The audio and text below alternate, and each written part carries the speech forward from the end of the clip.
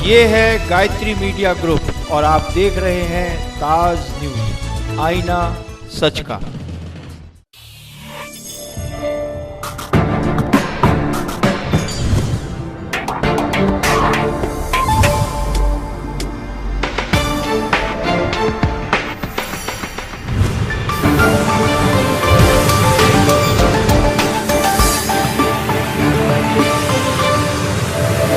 नमस्कार, ताज न्यूज के इस बुलेटिन में स्वागत है आपका। मैं हूं मीनू सिंह और आइए खबरों की शुरुआत करते हैं सुर्खियों के साथ। थाना सिकंदरा के बाईपुर जमीन के कब्जे को लेकर दो पक्ष आमने सामने। सत्ताधारी नेताओं पर व्यापारी ने लगाए गंभीर आरोप, पुलिस तलाशेगी मामले की सच्चाई। उत्तर प्रदेश रोडवेज कर्मचारियों की एक दिनी हड़ताल, गर्मी और हड़ताल से यात्रियों को हो रही है बेहद परेशानी।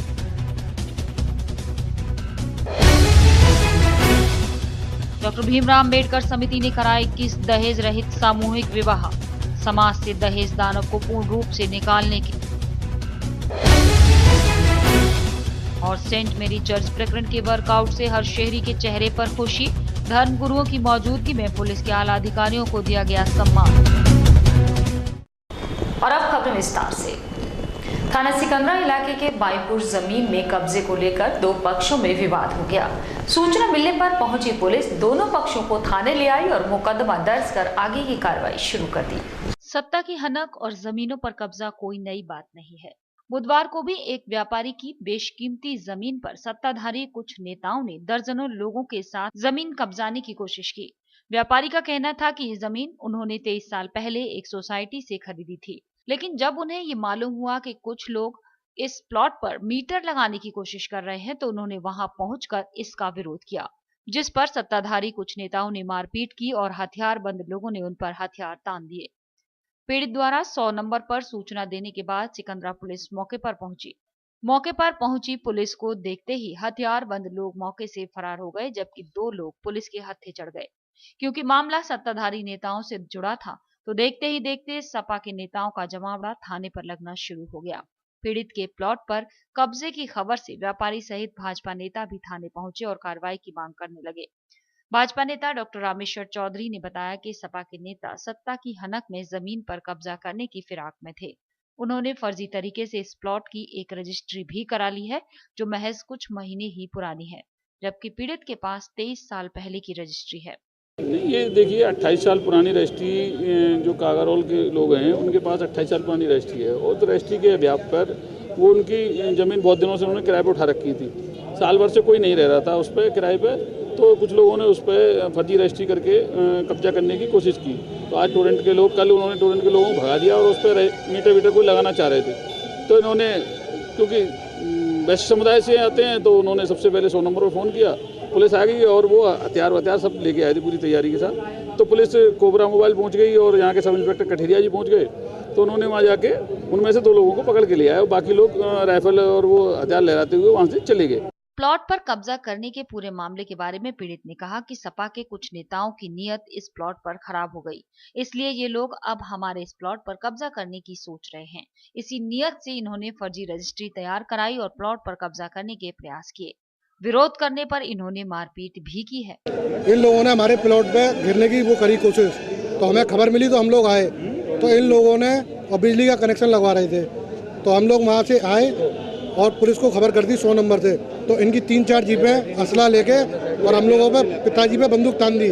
तो वो पिताजी पीछे गया तो हम गोली चला 100 नंबर और फिर 100 नंबर भवन, पुलिस आ गई तो इनके सारे आदमी भाग गए और 2 आदमी पकड़ में आ गए जो अंदर हिरासत में है। सत्ता के दबाव के चलते पीड़ित की दोपहर से शाम तक तहरीर नहीं दी जा सकी और पीड़ित लगातार कार्रवाई की मांग करती रही, इसीलिए पुलिस भी कार्रवाई से बच रही थी। गौरतलब है कि पार्टी मुखिया और सूबे के मुख्यमंत्री लगातार सपा नेताओं से पार्टी की छवि को खराब न करने की गुहार लगा रहे हैं। बावजूद इसके पार्टी के नेता सुनने को तैयार नहीं। बहरहाल पीड़ित को कब तक इंसाफ मिल पाता है, ये देखने वाली बात होगी। उत्तर प्रदेश रोडवेज कर्मचारी संघ और all India road workers federation की 1 दिवसीय हड़ताल के चलते पूरे देश में खलबली है।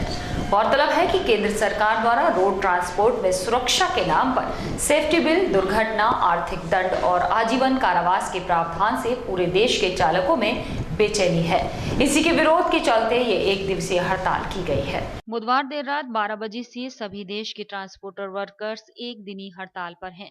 उत्तर प्रदेश रोडवेज कर्मचारी संघ व अनुबंधित वाहनों के चालक, ट्रक चालकों, टेम्पो चालकों अब वाहन चालक के दुर्घटना की दिशा में बड़े आर्थिक दंड व कारावास के प्रावधान से पूरे देश के चालकों में बेचैनी है।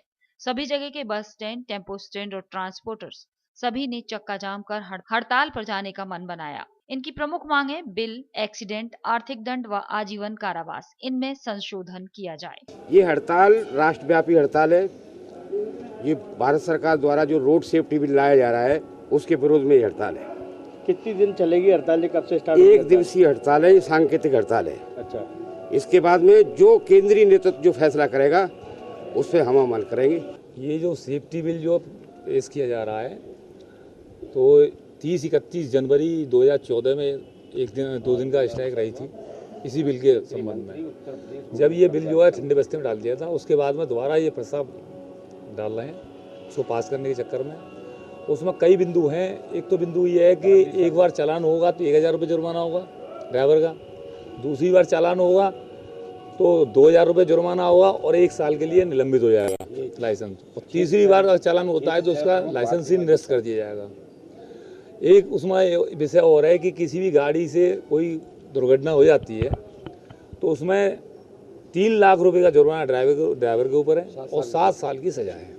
मैं घर से आया हूँ दिल्ली जाने के लिए। अच्छा, क्या है? यहाँ तकरीबन 1 घंटे से 1.5 घंटे से खड़ा हुआ हूँ। मेरे को कोई वाहन नहीं मिल रहा दिल्ली जाने के लिए। घर से सोच के आया था दिल्ली जाने के लिए, लेकिन यहाँ हड़ताल है। शाहगंज रुई की मंडी में डॉक्टर भीमराव अंबेडकर जयंती को लेकर भीमराव अंबेडकर महोत्सव समिति ने सामूहिक विवाह समारोह का आयोजन किया।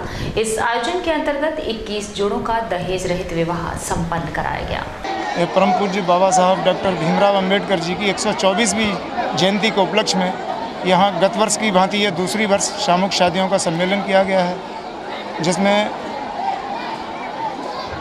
सब समाज के जोड़ों की यहाँ शादी संपन्न कराई गई है। दानदाताओं द्वारा सभी जोड़ों को मन से उपहार स्वरूप बहुत ही अच्छे गिफ्ट भेंट किए गए हैं और सभी दानदाताओं ने बढ़ चढ़कर इसमें जो सहयोग किया है मैं उनका धन्यवाद करता हूं और उम्मीद करता हूं कि मुझे आगे ऐसे ही उनका समर्थन मिलता रहेगा और हमारी कमेटी इसी तरह और आगे इसी तरह। कितने जोड़ों की शादी? 21 जोड़ों की शादी। बाबा साहब के जन्म जयंती के अवसर पर यूँ तो पूरे देश में कार्यक्रम चलते हैं, पूरे सप्ताह, पूरे महीने। हम लोगों ने भी 28, 29, 30 3 दिवसीय कार्यक्रम रखा था, जिसमें कल का कार्यक्रम का उद्घाटन SC आयोग की पूर्व सदस्य हमारी सत्या बहन जी ने किया। आज हम लोगों ने 21 जोड़े जो बच्चों की गरीब लड़कों की बच्चों की शादियाँ कराई हैं। परम पूज्य भंते ओम प्रकाश जी ने उन विवाह को संपन्न कराया। आज इस कार्यक्रम में हमारे मुख्य अतिथि थे इस नगर के मेयर इंद्रजीत आर्य जी, राम टंडन जी और कांग्रेस के अध्यक्ष जिला अध्यक्ष हमारे Dushyant Sharma ji. Saint Mary church प्रकरण का वर्कआउट करने वाली पुलिस टीम का शहरवासियों ने किया सम्मान। जनहित सामाजिक सेवा संस्थान ने जिनके प्रयासों की सराहना की। होटल पूनम प्लाजा में आयोजित कार्यक्रम के दौरान सभी धर्मगुरुओं की मौजूदगी में संस्था की ओर से सम्मानित किया गया।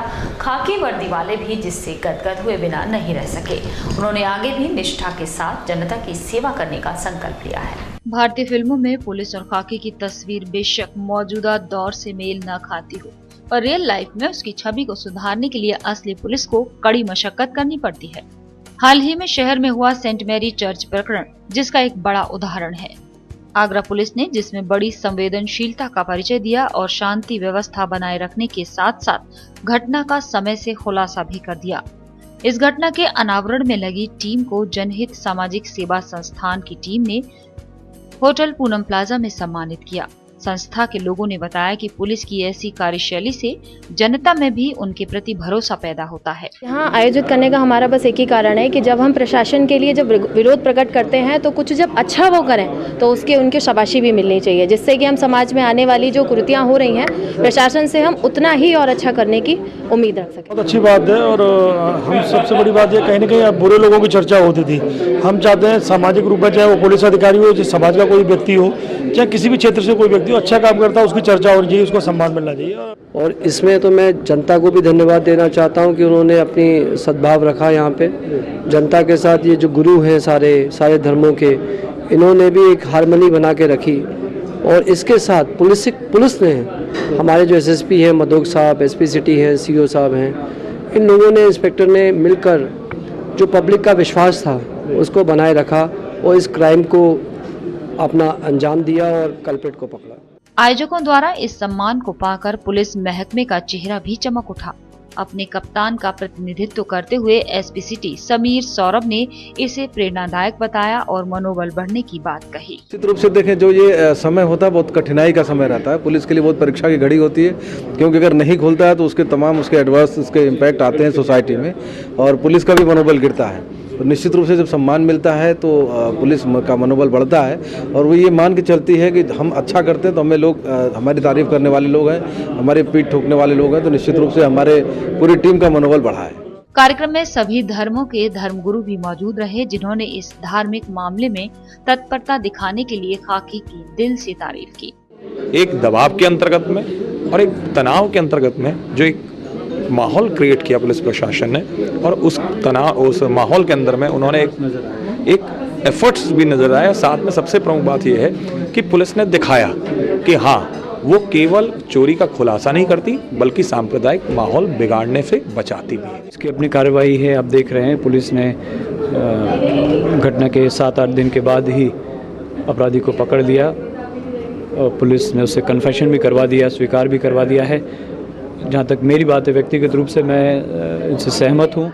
इसके लिए जवाब नहीं है पुलिस प्रशासन का, उसने बड़े सहजता के साथ और बड़ी आसानी के साथ उस मुजरिम को पकड़ा और उसको उसकी असली जगह पर पहुंचा दिया। ख़ास तौर से मैं उस समाज के लिए भी धन्यवाद देता हूं जिस समाज ने बड़ी संयम के साथ, बड़ी सहजता, बड़ी संयम बरता, बड़ा सब्र रखा। इसने तत्परता से जो कार्य किया है वो सराहनीय है और भविष्य में भी इस प्रकार का कार्यक्रम होता रहे, इसलिए यहाँ एक सम्मान समारोह रखा गया था। सभी धर्मगुरु आए और इस कार्यक्रम को जिससे सजा मिलनी चाहिए। कार्यक्रम के दौरान जनपद के तमाम प्रतिष्ठित व्यक्ति भी मौजूद रहे, जिन्होंने इस पूरे मामले में गंभीरता दिखाने वाली शहर की कानून व्यवस्था पर पूरा भरोसा जताया। इस मौके पर बोलते हुए ताज न्यूज के प्रधान संपादक ठाकुर पवन सिंह जी ने इसे जनता के विश्वास की जीत बताते हुए कानून का राज होने की बात कही। तो हमारे विश्वास की जीत हुई है। धन्यवाद इसलिए नहीं दूंगा कि वो लोग बहुत सुपात्र हैं, असीम क्षमताओं वाले, चाहे असीम चौधरी साहब हो या सुगंधित समीर हवा के जैसे समीर सौरभ साहब हो। मैं निजी रूप से भी इन लोगों की जो कठिन वर्किंग है, जैसे रात को हम लोगों का काम, मैं वैसे पहले स्पष्ट करना चाहूँगा, मैं कोई समाज सेवा का मैंने कार्य नहीं किया है आज तक। मैं केवल घर बच्चों को पालने का अपने काम करता हूँ। उसमें अगर कुछ अच्छा हो जाए तो बहुत अच्छा है, नहीं तो कोई बात नहीं। तो मैंने अक्सर करके अपने काम से, अपने पत्रकारिता से निकलते हुए सभी सौरभ साहब को 3-3 बजे देखा है। 2 दिन से भूखे, 1 दिन व्रत है, 1 दिन खाने का मौका नहीं मिला, तीसरे दिन रात को बैठे। असीम चौधरी साहब तो वर्षों से यहाँ पर हैं, हमने जानते हैं उनकी क्षमता। कुछ मसले तो ऐसे होते हैं जो निजी होते हैं, कुछ मसले ऐसे होते हैं जिससे समाज भी जुड़ा होता है, शहर भी जुड़ा होता है। ये मसला तो ऐसा था कि इससे तो देश भी जुड़ गया और विदेश भी जुड़ गया। तो इस तरीके की घटनाएं जो होती हैं और पुलिस इस तरीके से इसको वर्कआउट अपने समय से पहले कर लेती है और एक बहुत बड़ा सांप्रदायिक दंगा होने से या कोई ऐसी बात होने से बच जाती है, तो इसके लिए मैं इनको अप्रिशिएट करता हूँ और ये धन्यवाद के पात्र हैं और इनका सम्मान होना चाहिए। दरअसल वर्दी चाहे कोई सी भी हो, उस पर जनता का भरोसा किसी चुनौती से कम नहीं होता, जिस पर खरा उतरने के लिए सरकारी लोगों को बड़ी निष्ठा से काम करना होता है, जिसका फल यहाँ इन लोगों को मिला। हर वर्ग, हर धर्म के लोगों के बीच जिनकी यहाँ पीठ थपथपाई गई और भविष्य में भी इसी प्रकार से काम करने की उम्मीद जताई गई। सम्मान समारोह का संचालन प्रमुख समाज सेवी बंची ग्रोवर ने किया, जबकि सुनील जैन सहित संस्था के सभी लोगों का सक्रिय योगदान रहा। और इसी खबर के साथ रुक रहे हैं एक छोटा सा break.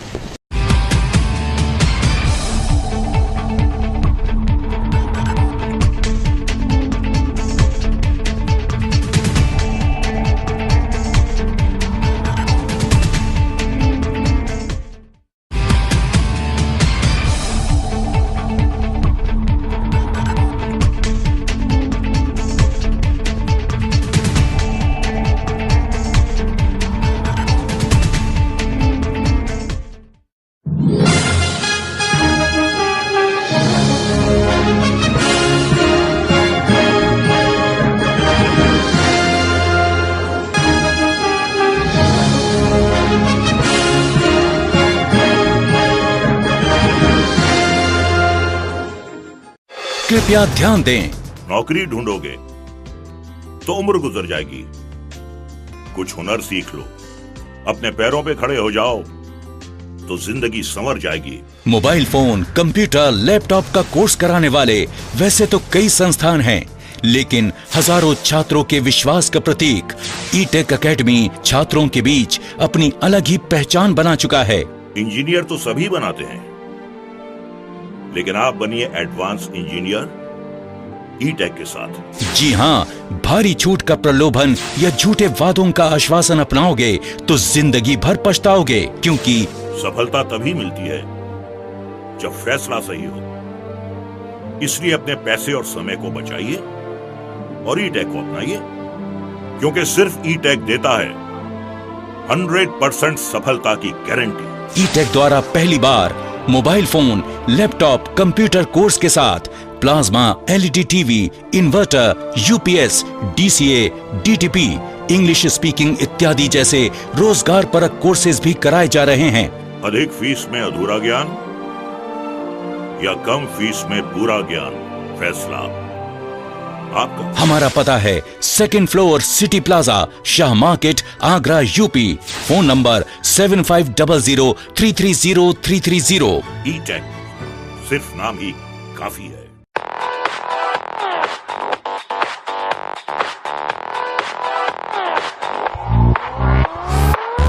Shri Balaji jewellers, gold, silver और डायमंड ज्वेलरी मिलने का विश्वसनीय स्थान। हमारे यहाँ आपको gold, hallmark certificate gold jewellery नए कलेक्शन के साथ उपलब्ध मिलेगी।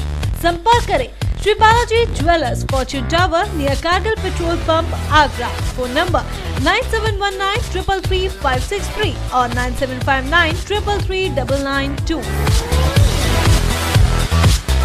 श्री बालाजी ज्वेलरी, दुल्हन की jewellery, AD jewellery, artificial bangles, chain व सभी प्रकार के सेट्स यहाँ पर उपलब्ध है, तो तुरंत संपर्क करें 21 सुपर बाजार, कारगिल पेट्रोल पंप के पीछे, आगरा। फोन नंबर 9358464218 और 8865911110। नंदिनी ग्रुप का एक और कदम, नंदिनी स्टेट। अब कागारौल में एक ऐसी कॉलोनी जहां आप पा सकते हैं पक्की सड़क, स्वच्छ जल, बिजली की सुनिश्चित आपूर्ति, हरे भरे पार्क, भव्य मंदिर, कॉमर्शियल प्लॉट और दुकान, वो भी बहुत कम कीमत में। ये सब सुविधा कागारौल में गेट बंद कॉलोनी यानी नंदिनी स्टेट में। अब गांव को शहर बनाना है, हमारा सपना आपका घर हो अपना। नंदिनी स्टेट। परम पूज्य संत जय गुरुदेव जी महाराज के उत्तराधिकारी संस्था अध्यक्ष पंकज जी महाराज के दिव्य प्रवचन सुनिए हर रोज प्रातः 8:30 बजे ताज गायत्री चैनल नंबर 873 पर। बाबा जी का कहना है शाकाहारी रहना है। निवेदक जय गुरुदेव धर्म प्रचारक संस्था मथुरा। संपर्क करें 9412726572। अराकीन कमेटी मदरसतुल बनात ज्योतिनगर ताजगंज आगरा, जहां लड़कियों की आला दीनी व दुनियावी तालीम व तरबियत से आरास्ता कराने के लिए मदरसतुल बनात का आगाज हो चुका है, जहां पर लड़कियों के लिए आलमियत का 6 साल का मुकम्मल कोर्स, नाजरा कुरान, उर्दू, इस्लामी तरबियत व दस्तकारी और दुनियावी तालीम, हिंदी, इंग्लिश व अन्य विषयों की भी मुकम्मल जानकारी, कक्षा 1 से 8 तक, दूर दराज से आने जाने के लिए गाड़ी की सुविधा। दाखिले की आखिरी तारीख 10 अप्रैल 2015। तो जल्द ही अपनी बेटियों को आला दीनी व दुनियावी तालीम हासिल कराने के लिए संपर्क करें। अराकीन कमेटी मदरसतुल बनात ज्योतिनगर ताजगंज आगरा। मोबाइल नंबर 9027431462 और 9058000245।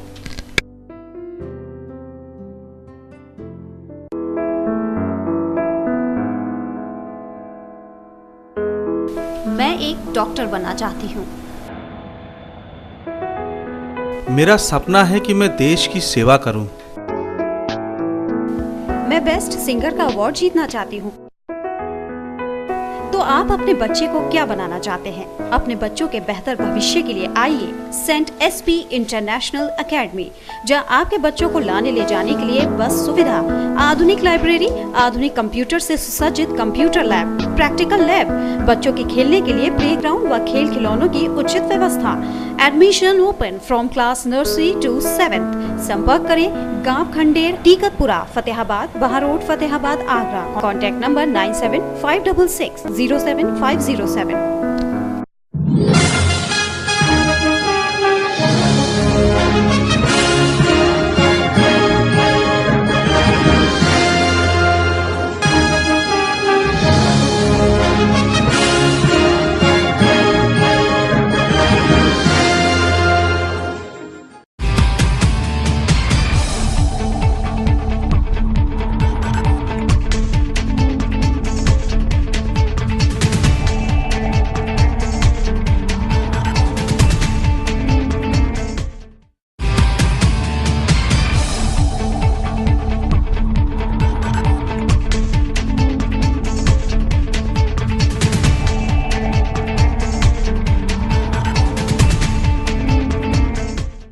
गर्मी में बसों से यात्रा करने वाले यात्रियों को यूपी रोडवेज ने राहत दी है।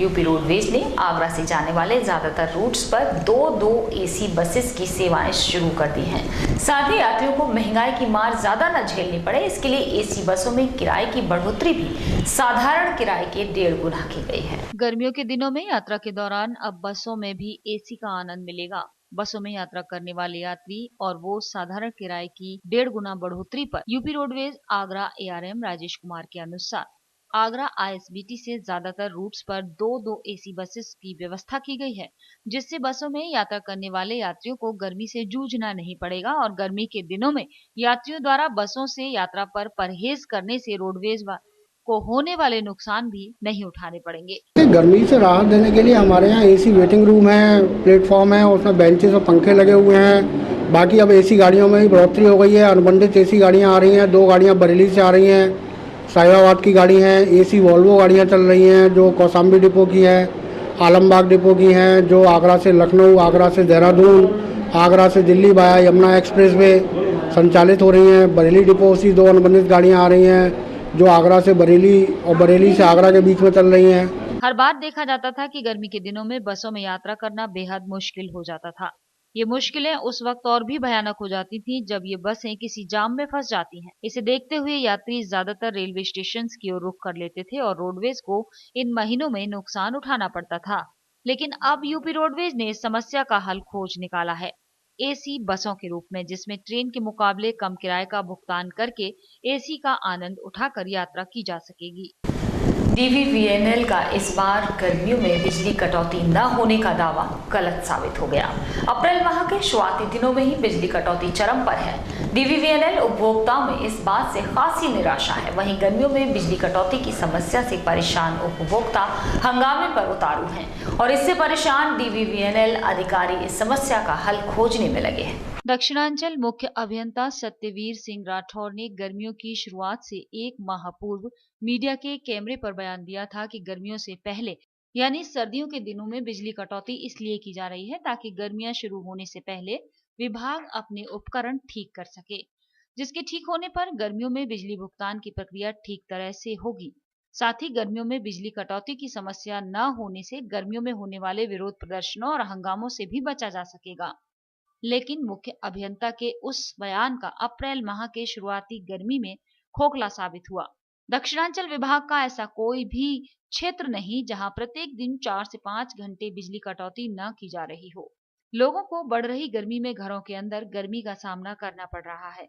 साथ ही जैसे जैसे गर्मी अपना असर दिखा रही है वैसे वैसे लोगों में DVVNL के प्रति गुस्सा बढ़ता जा रहा है, जिसे समय रहते सुधारा नहीं गया तो ये भयानक रूप सड़कों पर और DVVNL कार्यालय पर आने वाले दिनों में दिखाई देगा।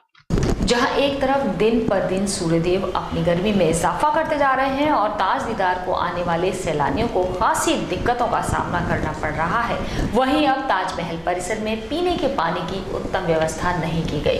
तो विभाग ने इस बार इस समस्या का निदान कर दिया है और सैलानियों के लिए 4 RO मशीन्स लगाई हैं। ताजमहल जहां हर दिन हजारों सैलानी ताज दीदार के लिए आते हैं, और खासकर इन सैलानियों की तादाद गर्मियों की छुट्टियों में सबसे ज्यादा होती है और देखा जाए तो गर्मी का प्रकोप भी इसी समय सबसे अधिक होता है। ताजमहल में अब पीने के पानी की उत्तम व्यवस्था नहीं, इसके चलते ताज दीदार के बाद थके सैलानियों को पीने के लिए ठंडा पानी नहीं मिल पाता। लेकिन इस बार विभाग ने अभी से गर्मी को लेकर अपनी कमर कस ली है। विभाग ने इस बार ताज परिसर में करीब 4 और नए आरओ मशीन लगाई हैं, जिनसे सैलानियों को गर्मी के मौसम में पीने के लिए ठंडा पानी मिलेगा। पिछले साल पानी की समस्या को लेकर ताज न्यूज ने काफी जोर दिया था, जिसका असर विभाग पर देखने को मिला। इसके बाद विभाग ने गर्मी का प्रकोप बढ़ने से पहले ही ताज परिसर में सारी व्यवस्थाएं दुरुस्त करा दी हैं। इसी के साथ फिलहाल बुलेटिन में सिर्फ इतना ही। अगले बुलेटिन में कुछ और नई खबरों के साथ आपसे फिर होगी मुलाकात। जुड़े रहिए ताज न्यूज के साथ। नमस्कार।